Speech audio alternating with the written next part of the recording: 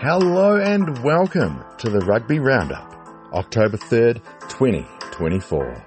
My name is Big Mike from Big Mike Sports.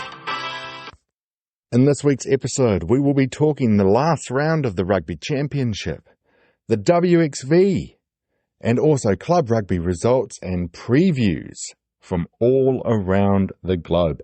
But before then, quick reminder that if you want me to talk about any games, any competitions, just let me know. Best way to do that, on the YouTube channel at Big Mike Sports and on Instagram at Big Mike Sports NZ. Now let's get to the roundup. We'll start with international results in the men's game. Final round of the Rugby Championship took place last weekend. The big game, South Africa versus Argentina. This one in South Africa, if Argentina could win this one with a bonus point, denying South Africa of theirs, they won the Rugby Championship for the first time. Final score in this one, Argentina 7, South Africa 48. This meant that South Africa won the Rugby Championship, first time since 2019. Congratulations to the Springboks. At half-time, this one was 27-7, potentially all but over. And Argentina got 2 yellow cards and a red after no cards in the earlier rounds in the Rugby Championship. Big difference in this one was South Africa looked like they really had something to play for. They've got all the trophies in their cabinet. They have done so well in the last 12 months or so. Absolutely fantastic result for the Springboks. In the other game, in the dead rubber, Bledisloe Cup was all settled before this.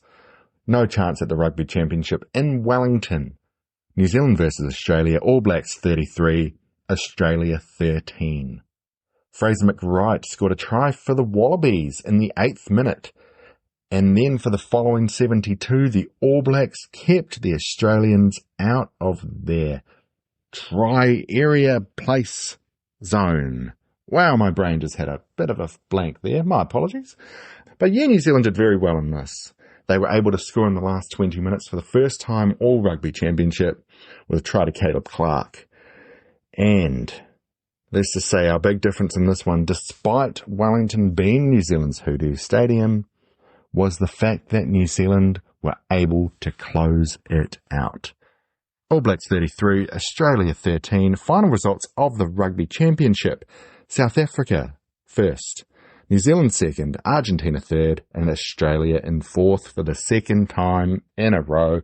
There'll be no more international games on the men's side until the last weekend of October. The first round of the WXV took place on the weekend in women's internationals. WXV 1 results. The dominant England, the Red Roses, they defeated USA 61-21. The host Canada took it to France 46-24.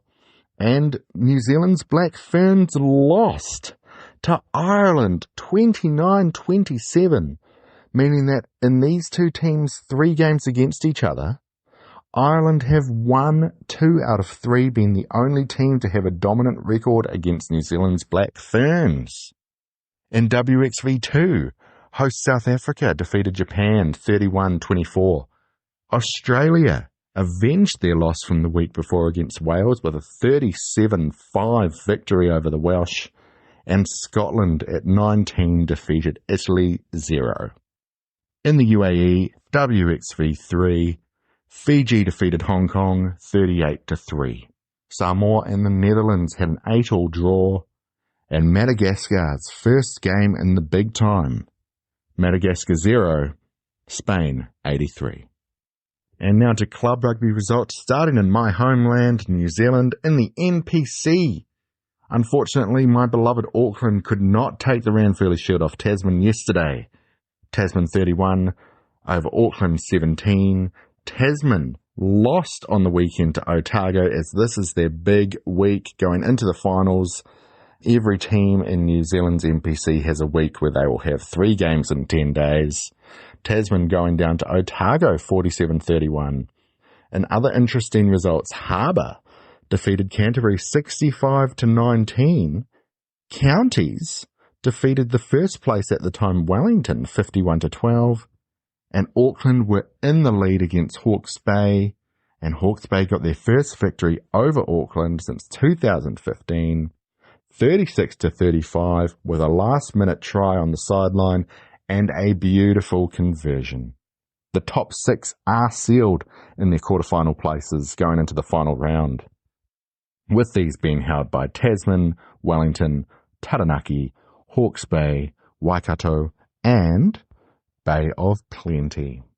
In the Farah Palmer Cup semi-finals, the previously dominant Counties Manukau lost to Canterbury 36-31 in their semi-final, and Auckland capped off an absolutely horrendous weekend for Auckland Rugby with a 69-12 loss to the dominant Waikato. Waikato Canterbury going into the final this week. Waikato's one loss this year was to Canterbury, 10 points to 7. Heading over to South Africa and the North. In the second round of the URC, there are 4 unbeaten teams left, with those being Leinster, who defeated Dragons 34-6, Cardiff, who won 24-15 over Scarlets, the Lions, who kicked off their campaign with a 35-22 win over Ulster, and the Bulls, who beat Edinburgh 22-16. After 2 rounds, 5 teams have no victories. The Stormers and the Sharks having only played 1 game, and then Benetton, Scarlet, and Edinburgh. In France, in the top 14, previously winless Perpignan beat Clermont 33-3. Bordeaux got a huge victory over the previously unbeaten Toulouse, with that score being 16-12. La Rochelle beat Racing 92, 17-16, and Toulon got the biggest victory of the weekend, 54-19 over Vannes. After 4 rounds of 26, there are no unbeaten or winless teams. Then we go to England, and in the Premiership, there are 2 unbeaten teams left. Saracens, who defeated the Sale Sharks 45-26, and Bath, who defeated Leicester 20-15. Exeter and Newcastle remain winless, and last year's champions Northampton got a big victory 30-24 over Exeter. In RE Super Cup action from the last 7 days, Delta beat Bohemian Warriors 29-10. The Romanian Wolves 44 over the Brussels Devils 22, and the Black Lions remain undefeated and dominant 47-21 over Iberians. In a friendly game, the Western Force are doing a little tour of South Africa, and they defeated the Cheetahs 38-24. If you're following things on social media, you'll know that the Cheetahs are putting feelers out to potentially rejoin Super Rugby. Okay, now our fun fact of the week, which is fun for most of us down in this part of the world. We're going to talk about the British and Irish Lions. Of course, we'll be touring Australia in 2025, and in 2013, they got a big series victory over Australia, which is their only series win since 1997. And in 2025, people born in 1997 may be, oh my goodness, 28 years old, which means that there will be players in the British and Irish Lions who have only seen them win 1 series. Oh boy, okay. Now let's go to our preview of the upcoming week, starting with International Women's Rugby and the WXV. In WXV3, the 2 smaller minnowy type teams, Madagascar and Hong Kong. If there's a way to watch it, I'm going to be into that, man. Holy crap, that's going to be fun. Oh, anyway. Also, we've got Fiji versus Samoa and the Netherlands versus Spain. In WXV2, host South Africa take on what are likely to be the favourites of WXV2 now, Australia. Wales will be facing Italy, and Japan will be going up against Scotland. In WXV1, USA versus France. Canada, the hosts, the unbeaten hosts, against Ireland, who are looking to continue their momentum from defeating the Black Ferns last week. And then a replay of the game from a few weeks ago, New Zealand versus England, World Cup final replay, this one in Canada. It's going to be very interesting to see how the Black Ferns go after losing 2 in a row. Now in club rugby, we'll talk about the NPC first from New Zealand. It will be the last round of the round robin. The top 6 teams are sealed in their place. Ranfurly Shield game this weekend. First place Tasman take on Taranaki, who are in 3rd. This match could also be for the first place in the round robin, getting home field advantage for the entire playoffs, because Wellington will be taking on Hawke's Bay. Wellington are currently in 2nd, and if Wellington lose that, the Ranfurly Shield game will also be for top spot. Now, 7, 8, 9, 10 and 11. Canterbury, Counties of Manukau, Harbour, Otago and Auckland. It is likely that Auckland will not be able to make this, but I'll list them because they're my team. These 5 teams can technically make the top 8. The intriguing games this weekend will be Harbour taking on Southland, Otago taking on Northland, and Counties Manukau taking on Manawatu to see who can have the big victories, who can find themselves in those spots. Canterbury, unfortunately, are taking on Waikato, who are quite a good team this year, so they might not be able to make it. We'll see how that game goes. And Auckland will be taking on Bay of Plenty. And as we've seen through this whole season, the Steamers are chugging along nicely. In the Farah Palmer Cup Premiership Final, Waikato versus Canterbury. Can the ladies from Canterbury cause another upset, or will the dominant Waikato team take the championship? Okay, heading over to the URC, we'll talk about our unbeaten squads. Leinster will be taking on Benetton. Lions.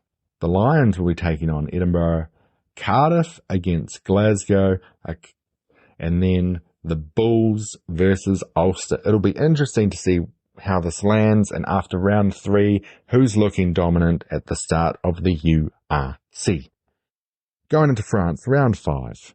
Big games this weekend will be the 2nd place Toulouse against 6th place Castres, and the 4th place La Rochelle taking on 5th place Lyon. As I said before, there are no teams who are unbeaten, and there are no winless squads left in the top 14, and they've only got 21 rounds left. In the Premiership, unbeaten Saracens take on winless Exeter, and the unbeaten Bath take on the Bristol Bears. Once again, as always, quite a lot of information thrown at you in a short amount of time. That's the point of the roundup. But let's get to our big 3. So if you've only got time to follow one game, watch one game, be around one game, I would suggest that it's one of these. I am leaving out New Zealand versus England in the women's rugby, just because I don't know. Anyway, big games this weekend because it's a final. Of course, Farah Palmer Cup final, Waikato versus Canterbury. In WXV1, that intriguing matchup between Canada and Ireland, with this being pool play, 3 games each. Could one of these teams take the title? And then, last week of the round robin in New Zealand's NPC, Ranfurly Shield game could also be for first place, Tasman defending against Taranaki. If this roundup isn't proof that the lack of men's international rugby doesn't hurt the game at all, I don't know what else to say to you. Ladies and gentlemen, thank you for joining me here on the Rugby Roundup. And as always, have a beautiful week and watch some beautiful rugby.